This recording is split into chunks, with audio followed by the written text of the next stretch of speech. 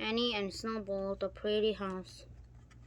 Plain things. Annie and her bunny Snowball lived in a house next door to Henry and Henry's big doormat. Henry was Annie's cousin. He was also her best friend. He taught her how to play frisbee. He showed her how to make a knot. He even helped paint her dollhouse. And Henry never made fun of Annie. He never made fun of her lace hankies or her frilly dresses.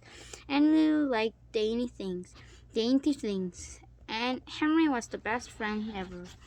Annie liked Henry. Annie loved much, and Annie liked living next door. There was just one thing Annie didn't like: her house. It was a nice house. It was a clean house, but it wasn't a pretty house. And Annie loved pretty things. Annie lived with her dad, and he wasn't very good at making things pretty.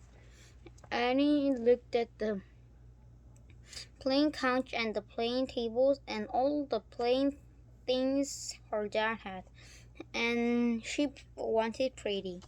So one day, when Annie and Henry were sitting in Henry's backyard, Annie told him about what she wanted, while much drooled on Snowball's head. "You should go through our attic," said Henry. "We have tons of pretty things, stuff from Grandma's and lots of aunts." "Really?" asked Annie. "Sure," said Henry. "You could borrow things for your house." "Really?" Annie asked again. Much came over and sat on Henry. Henry groaned. "Would you like to borrow a dog too?" he asked. Much just licked him. Annie picked up Snowball and smiled. She was finally going to have a pretty house. Wonderful things. Annie and Henry got permission from Henry's mom to go through the stuff in the attic. "Just don't take Dad's tuba," said Henry's mom with a smile. Henry and Mudge and Annie and Snowball climbed the stairs to the attic. Wow, said Annie. "Your attic is big."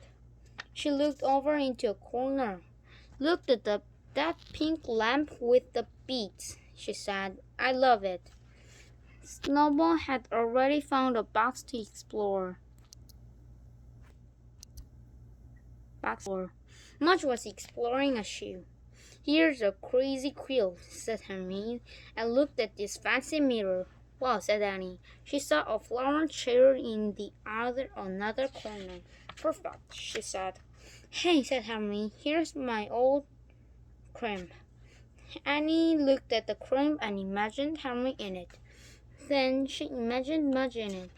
Annie giggled and giggled, imagining Mudge. "What's so funny?" asked Henry. Annie told him. Henry thought it was funny too. Mudge just enjoyed them. His shoe was too good. Annie found wonderful things in Henry's attic. She went home and told her dad all about them.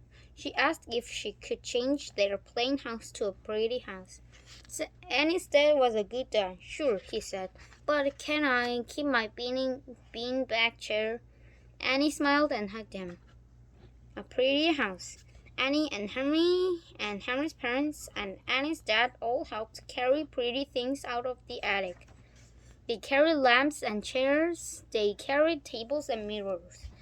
They even carried a lovely old angel with a chipped wing. Annie loved her the best. Then everyone moved the plain things out and the pretty things in.